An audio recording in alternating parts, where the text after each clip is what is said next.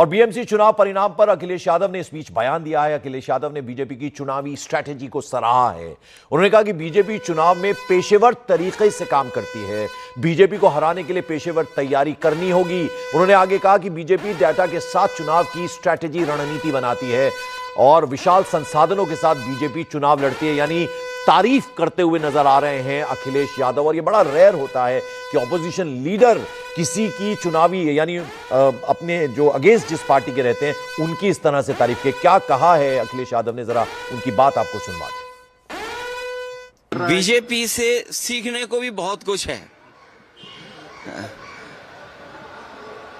वो political party नहीं है, वो पॉलिटिकली प्रोफेशनली रन करते हैं अपने आप को।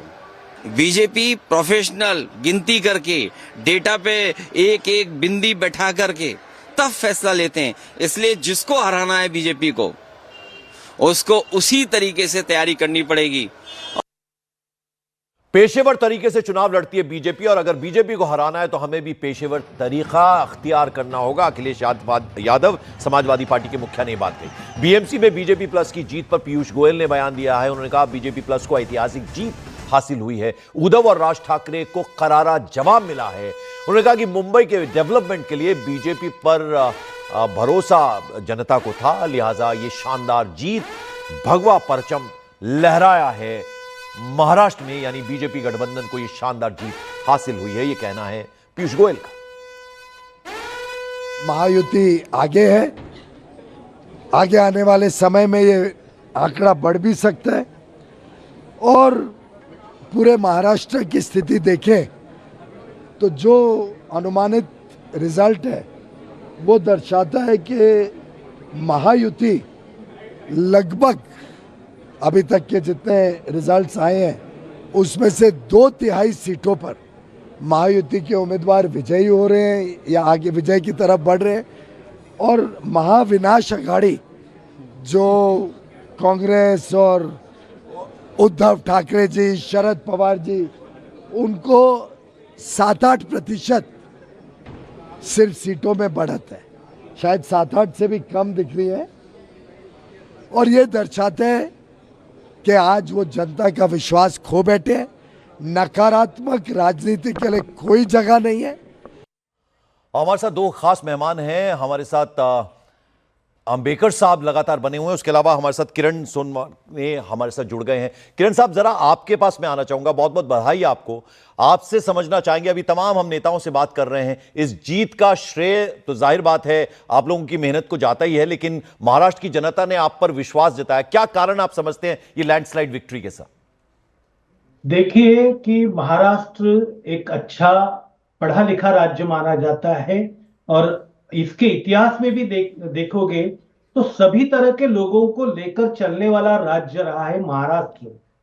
और ये सभी लोगों को लेकर चलने वाले महाराष्ट्र में अगर कोई एक भाषा की या एक किसी बात की बात करता है तो उसे लोग नकारते हैं। मुंबई में आपने देखा होगा कि जिस तरह से राजनीति की गई दो भाइयों के तरफ से, वैसे पंकज जी मैं आपको बता दूं कि ये दो भाई जो है वो कंफ्यूज्ड नेता है, कंफ्यूज्ड। एक तो राज ठाकरे जी है, वो हर चुनाव में अपनी एक अलग स्ट्रैटेजी लेके आते हैं, कभी अपना झंडा बदल देते हैं, कभी क्या बदल देते हैं, कभी किसी के साथ युति करते, तो एक कंफ्यूज नेतृत्व है। और दूसरा, जिन्होंने अपने पिताजी की लेगेसी जो थी वो लेगेसी छोड़कर उसके विरोधी लोगों के साथ में गठबंधन किया और जिसका परिणाम है कि केवल मुंबई में ही नहीं तो पूरे महाराष्ट्र में आप देखे होंगे कि सारे परिणामों में उभाटा और मनसे के गठबंधन को लोगों ने नकारा है। ये विकास की और विश्वास की राजनीति को मिला हुआ यानी वोट है, विश्वास उसको मिला हुआ समर्थन है। पंकज जी, विनायक जी, जरा आप समझाइए, अब लगभग कितना वक्त चाहिए होगा वापस से पटरी पर लाने के लिए, क्योंकि जो हालत है जिस तरह से आपने बताया, हम आपसे बात कर रहे हैं कि ट्रांसपेरेंसी नहीं थी जब एक छत्र राज था, तो अब क्या फर्क होगा और कितना टाइम चाहिए होगा कि मुंबई वासी और पूरे महाराष्ट्र की अगर हम बात करें कि वैसा ही चमकता हुआ मुंबई, वैसा ही चमकता हुआ महाराष्ट्र नजर आएगा? ये महानगर पालिका का चुनाव था तो इसके विकास के कार्य 2 टप्पा में चलते हैं, 2 भाग में चलते हैं। एक सिटी स्पेसिफिक रहता है और पूरे महाराष्ट्र के लिए जो देश का डेवलपमेंट का पॉलिसी है उसके अनुसार महाराष्ट्र की पॉलिसी रहती है। तो बम्बई के लिए देखें तो बम्बई के लिए ये महायुति सरकार ने 2014 से जितने भी प्रोजेक्ट लाए थे वो सब प्रोजेक्ट में उद्धव ठाकरे जी एक अड़ंगा बन के उसके ऊपर वो उनको स्टे लीडर बोलते थे। हर जी। पॉलिसी को, हर हमारे प्रोजेक्ट को वो स्टे लाने को देखते थे, उसके अगेंस्ट काम करते थे। तो ये जो है जैसा धारावी का डेवलपमेंट है, अभी धारावी का डेवलपमेंट वो खुद कर नहीं सके। उन्होंने जो बिल्डर लाया था वो बिल्डर आधा काम छोड़ के भाग गया, वो आगे गया नहीं। तो अभी जो टेंडर की थ्रू प्रोसेस करके, पारदर्शी प्रोसेस करके जिसको टेंडर दिया है जी। उसको काम रोकने के लिए वो ट्राई कर रहे हैं। तो उनको रुका के, अभी तो जनता ने हमें पूरा क्लियर मैंडेट दिया है, तो महायुति सरकार ये सब प्रोजेक्ट जो बंबई के ठीक है सर, एक बार फिर से आपको चले बहुत जाएं। बहुत बधाइयां। विनायक अंबेकर साहब, आप न्यूज 18 इंडिया से जुड़े, किरण सोनमाने साहब, आप दोनों का बहुत बहुत शुक्रिया हमारे साथ जुड़ने के लिए।